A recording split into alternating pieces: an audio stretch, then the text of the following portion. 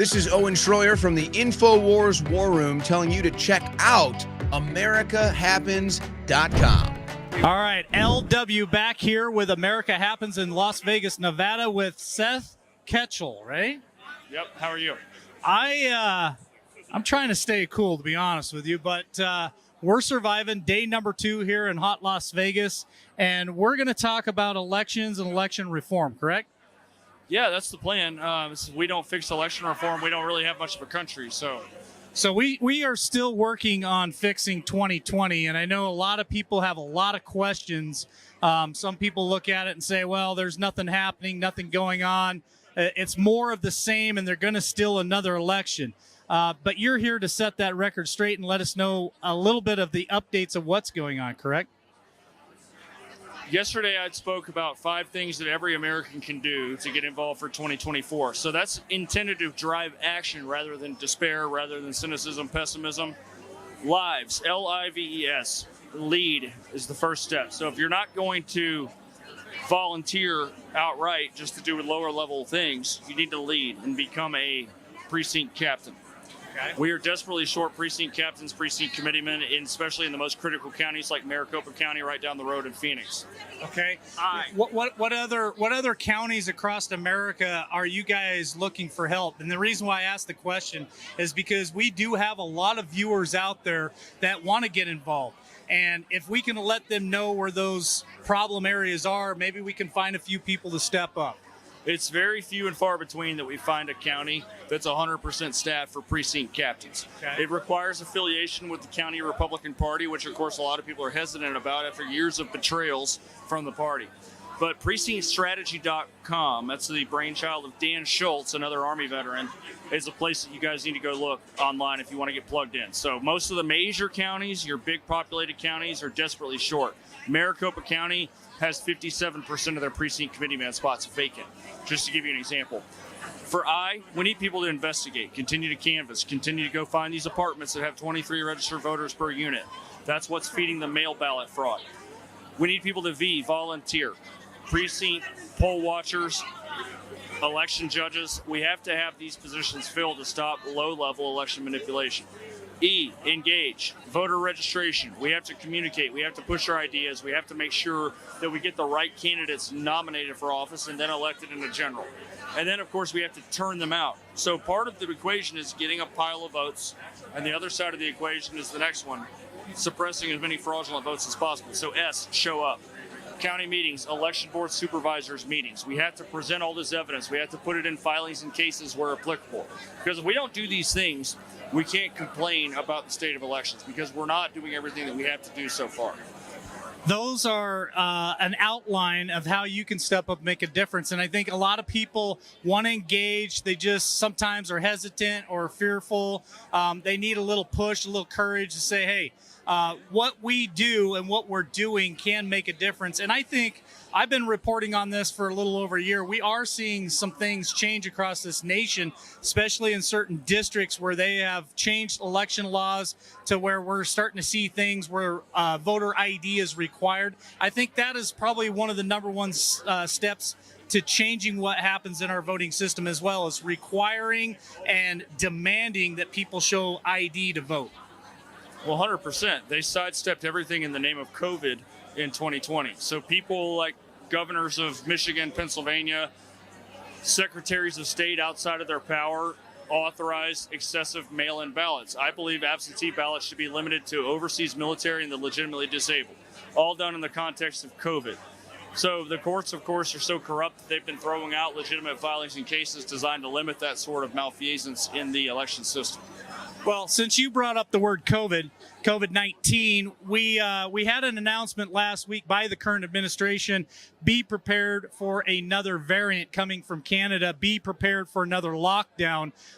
In my opinion, that's going to lead again to the lockdowns and the mail-in ballots, and we're right back at 2020.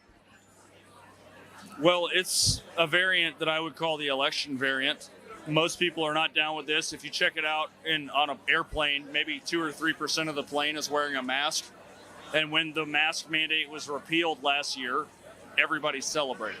So I don't think that a push to lock everybody down is going to be received in the way it was. There will always be people that are sheep that are going to follow and do what they're told. But we're reaching a critical mass of resistance where I don't believe that we're going to have the same impact if that is tried again, and ultimately we'll find ourselves in a turning of our society. So as you are pushing for reform, another one of the reforms that a lot of people are talking about is they want to get rid of the machines and get back to hand count ballots. I support that. It's my second point out of 10 for cleaning up the nation's elections. But the most important thing that is impacting our elections negatively is corrupt voter registration. The voter rolls are polluted and filled with old entries that have never been cleared out, duplicated entries, women registered under multiple names, a maiden name, a former name, phantom voters altogether. So until we can clear out the voter rolls, we'll ban machines and it may have some impact, but they'll still cheat with mail ballots. Okay, here's an issue that I find with a lot of people that I talk to out in the public. When you start talking about election fraud and the things that happened in 2020, a lot of people are turned off by it. A lot of people, it's a trigger mechanism where they want to just get frustrated and holler and scream at you and say, hey, that was the most legitimate election of all time. You guys are a bunch of conspiracy theorists. You're crazy. How do we get out and talk about the issues that need to be talked about in a way that most people will receive it? Well, most people already do agree that the 2020 election was determined by cheating. Rasmussen's run 2 polls in a row that have given the exact same number, which is 62% of Americans believe 2020 was a fraud. That's 5 out of every 8. And within the rest of the 38% remaining, 6% were listed as undecided. So if you split that evenly, you have nearly 2/3 of the country registered or likely voters believe the election was stolen. You're going to have 30% no matter what. The administrative state says jump, they'll say how high. Doesn't matter. So we're reaching a dwindling supply of people that need to be persuaded. The biggest problem is the Republican politicians don't want to listen to the grassroots. They don't want to go along with what's going to actually fix this country. And it leads me to believe that they're benefiting from the fraud and the cheating. I think all politicians are benefiting from the fraud and the cheating. Here's we wrap this up. Here's the final question. What do you think the turnout in 2024 is going to be like when it comes to the voters showing up at the polls? Are we going to see numbers back to 2016? Are we going to see numbers in 2020? Or do you think it's going to be even a bigger landslide in 2024? Well, in a real election in 2020, I believe Trump would have had at least 322 electoral votes. So that's all. I agree, and I believe he won by a landslide. He even won states like California. I don't believe that he won California, but I believe he won 322 electoral votes, probably finished within 15 in California at least, which is a big deal for the popular vote. I think he won the popular vote by at least 5 million, and that's with a scan of every county. So with the way things are now, with the voter registration trends being what they are now, Trump would probably win more than 400 electoral votes in 2024 in a real election. But the path is extremely narrow because these Democrat states have been solidifying their cheating. Minnesota's completely off the table at this point. Wow. Well, you heard it here at America Happens, folks. Voter reform is what we're looking for. It's what we're pushing. It's what we're trying to educate our audience and get them motivated to get involved. And you heard it here at America Happens.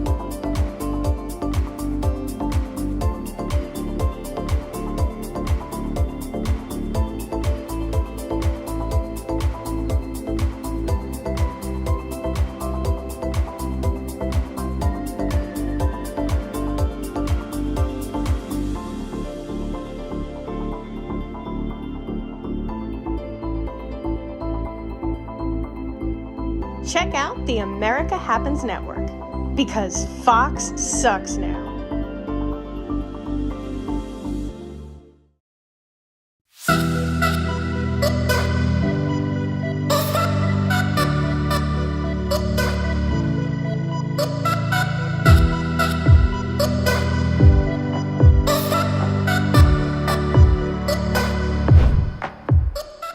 This is Owen Schroyer from the InfoWars War Room telling you to check out AmericaHappens.com.